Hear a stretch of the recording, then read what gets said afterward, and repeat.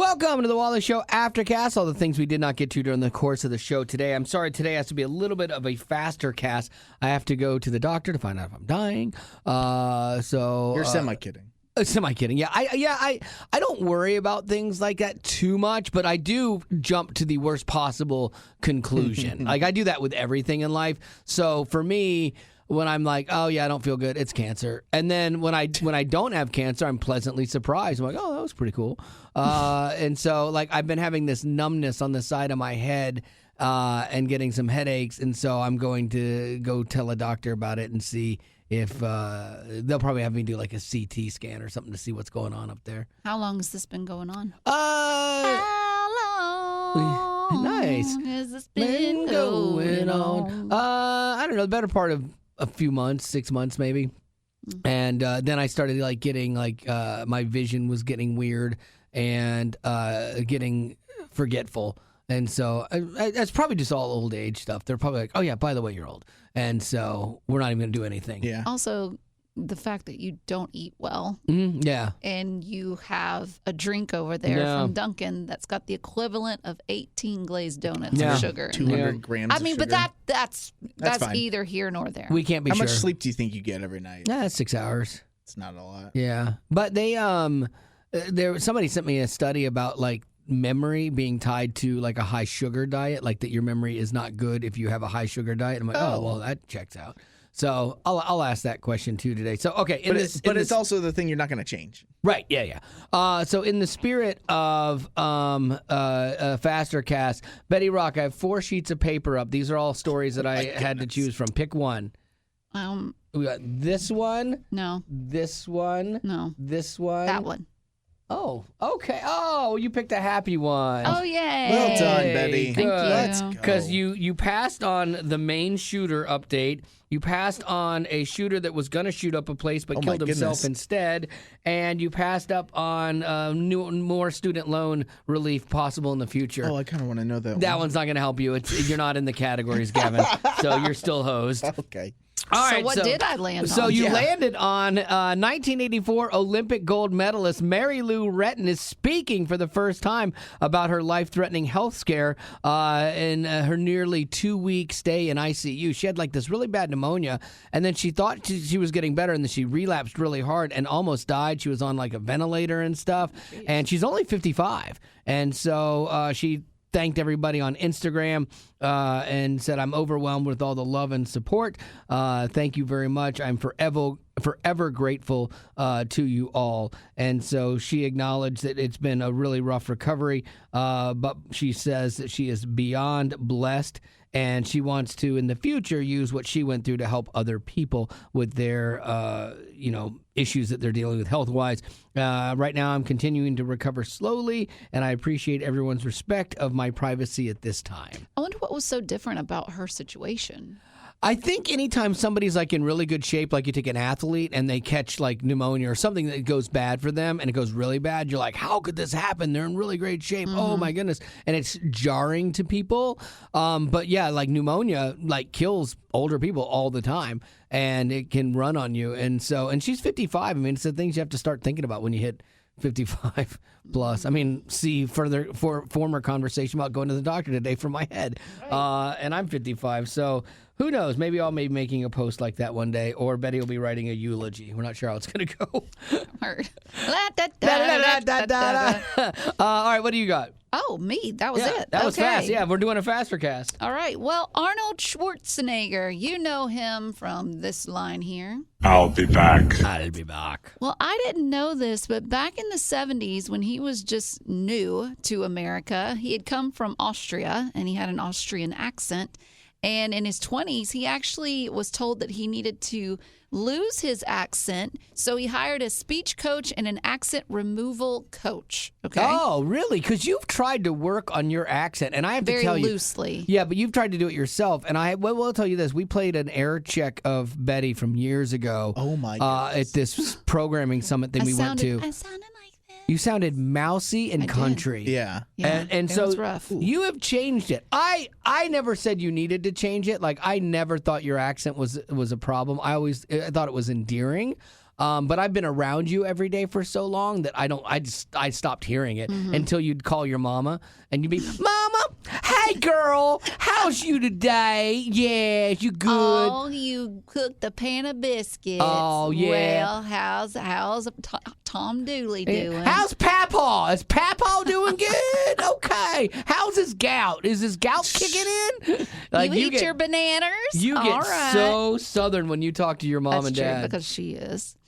So anyways, back to Arnold Schwarzenegger. He said, and this is a kind of what his accent coach told him. He told Arnold, he said, you always say Sri, it's 3 with the TH. So he had me say 3,333 and 1/3. 3,333. With the TH and not with the S. So I guess he was saying, well, he would say 3,000. 3,000 and 33 and 1 third. Hey, Shrewy. We were doing a pretty good Arnold there, though, Gavin. Yeah. Wasn't Were we, we? though? Yeah. Oh, yeah. 3,000. Well, Wow. Some had said, like, your accent, if you don't lose it, it's going to become an obstacle for him to become a leading man. But he actually found out that it worked in his favor and it became an asset. So when he got the Terminator role, Jim Cameron, he said what made Terminator work and why it became successful is because Schwarzenegger talks like a machine. That's very true. Yeah. And he does. He says, It's perfect. I'll be back. I'll be back. I'll be back. And he sounds like a computer. You wouldn't want him to Also- just sound like, hey, I'll be I'll back. be back. Hey, Oh, guys. hey, dude. Hey, guys, if it's not too much trouble, I'll be back later. I And I'm might bringing be back. lattes. He also claims that SNL helped as well with Hans and Franz. Hans and We're Franz. here Yes. to pump you up. Yeah. But they also had an Austrian accent, and so they kind of made it more of a nowadays, typical type thing and didn't make fun of it. I'll tell you, if he paid someone to help him lose his accent, he should have kept the receipt and gotten a refund because it did not work. Right. He said he should have gotten his money back, but his coach is now passed on, and so he can't. Always Yeah, find that's the another. worst diction coach ever. Or he's the worst It's pupil ever. 3,320. That's what I would have done is I would have Sweet. charged him $3,000 Sweet. and went, if you can say it's $3,000, then I will not take your money. And he's like, I'll pay you $3,000. Darn it! Switchhausen. Yeah. You know what? You should do the same thing, For but with your sixth. sixth. Sixth. Sixth. You say sixth. It's on the Sixth. 6th. October 6th. Yeah, it should be October 6th. It's the 6th of November. I or will whatever. say, like, 6th. going the like mechanic of x to th is a harder one Yeah. than xt. Yeah. 6th. Do you More also effort. text people? That's the. Yeah, Yeah. but that's not. It's not the It's same not thing. TH. There's no H at the end of text. Yeah, but sixth, there's not an H at the end of that. It's SIXT, sixth. The H is silent. Did you not know the H is silent? There's no H in text. Yeah, it's silent. No, Yeah. it's not there. Right now, she's going through her brain and questioning everything she's ever known no, to I'm be trying true. to process. Are you No, he's are you messing. really He's- as no. stupid as I think you are? Yes, you really are. Yeah, Yeah, text doesn't have a H in it. right. Say 6th. Sixth. Yeah.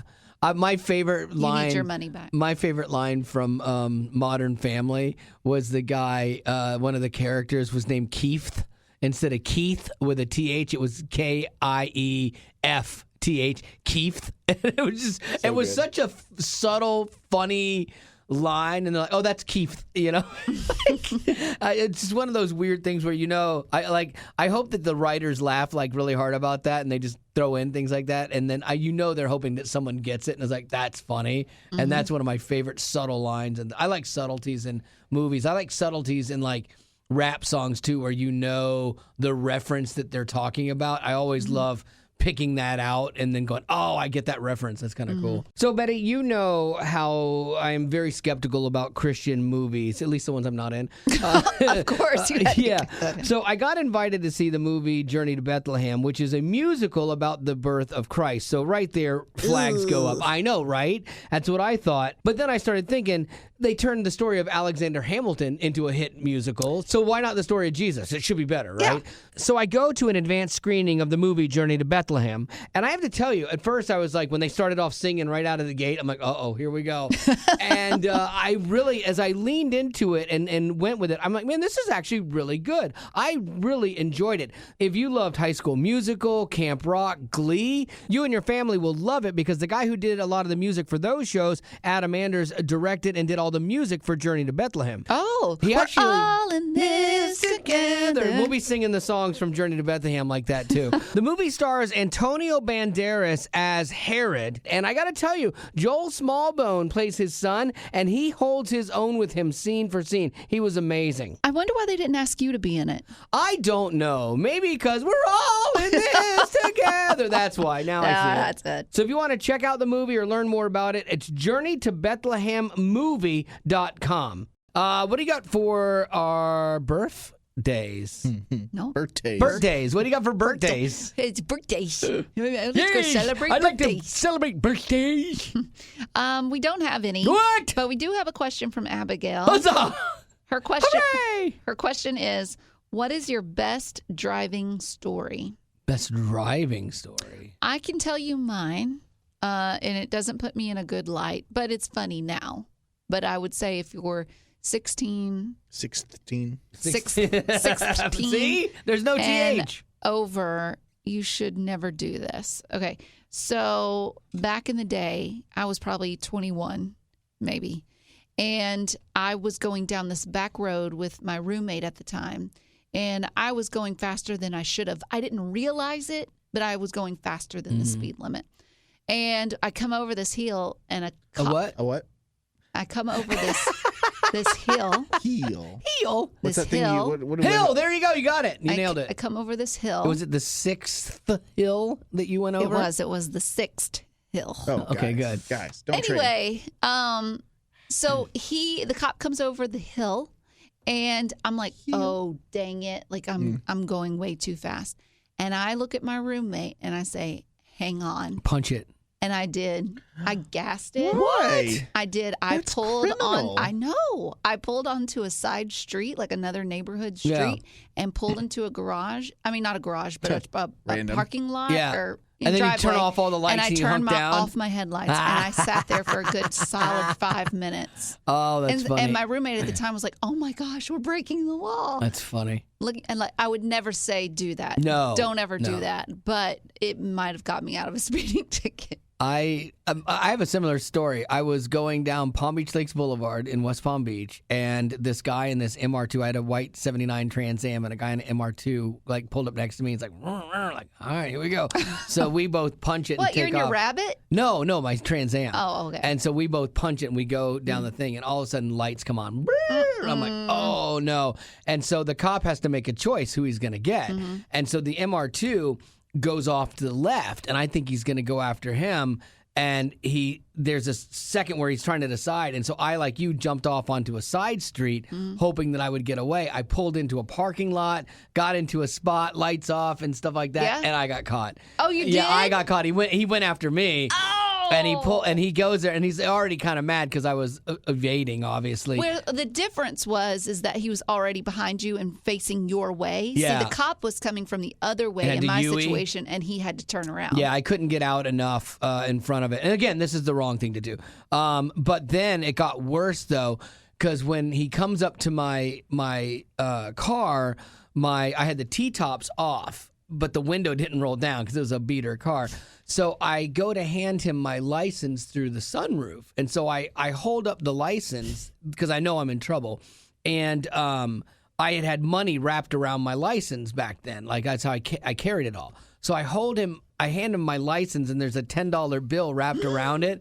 And he thinks that you're trying to bribe him? Yes. He looks at me and nice. he goes, son, it's going to take a whole lot more than that to bribe me. And I'm like, Dude, I am so sorry. Like, I honestly didn't mean to. Like, that's not what I was trying. But you've just ran from him, and so like He don't believe you. I got a huge ticket that day. Yeah, and then that's rough. But then okay, so I get this ticket, and I'm only 16. Like, I haven't had my license very long at all. And so I get this ticket, and we had just moved, so I was trying to remember what my new address was and everything like that. So the next, like, I think it's like maybe 2 days later, I'm at work, and I'm going surfing, and I'm like, oh, I want to go surfing really bad. So I go flying across the bridge to go surfing.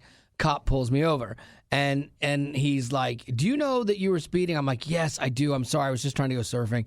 And he goes, well, what's your address? And I'm like, honestly, I don't know. I just moved. And he goes, well, why don't I just take it off the ticket on your dashboard then? Because I had thrown the ticket on my dashboard, and he got the information off of that because I remembered it finally, but I was blanking out. So I ended up with 2 tickets in the space of 2 days as a 16-year-old kid. What did your parents say? Livid. And like also too, like your insurance goes up. Yep. And so my dad was mad. You know, he's like, you can't do this. And so, you know, then you have to pay for the tickets and you have to pay for the insurance and stuff like that. So, yeah. Oof. Yeah, that was a bad 2 days. Gavin, driving? Oh, I think it's not so much being in the driver's seat. It's being in the trunk of a car. The one time, like, I was in college. My buddy had a car. We were doing, like, a serve day through our fellowship on campus.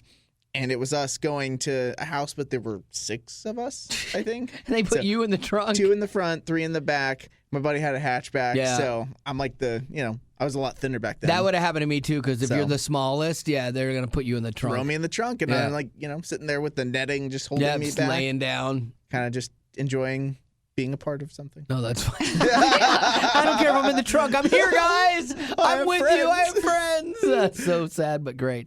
All right, that's going to have to do it for your Aftercast for today. Wait. What? Say it like Arnold Schwarzenegger. What is this? You I did don't know. the I just aliens like yesterday. I know. Let me see. I do. Thanks. You I got to don't say do thanks voice for as well. being a potty. Okay, Okay, but no all right. TH. It's because he did the potty. strengths for being a Now you sound like the Bond guy. Oh, Bond, James Bond. The one that you always do. Oh, Sean Connery. I'm Sean Connery. Thanks for That was being a me, potty. guys. That wasn't Sean Connery. I know you might have gotten confused. We didn't bring him back from the dead. Yeah. Let's see. So he says, 3,000. Thanks for being a party. Thanks for being a... No, see, I can't do it. That was really good, though. I like it. Thanks for being a party. That was good. I don't know. You could just say, I hey, liked it. tomorrow we'll be back. We'll be back. I wish that I could do voices. That would my career would have been so much better if I could do that. Can you let Arnold say it? So Yeah. so tomorrow. I'll be back. But it's we because that's singular, but there's plural. Nicely done. All right, that's it. Growing up in poverty has never been easy for children, but with the added challenges of the pandemic, conflict, and natural disasters, families around the world are facing an unprecedented food crisis. Unfortunately, those who are already hungry are now even more desperate. But by sponsoring a child through compassion, you can help provide life-sustaining essentials such as food and clean water. And with your compassionate support, that child can not only survive, but also flourish. You can find out how and choose a child to sponsor when you click on the compassion banner at wayfm.com.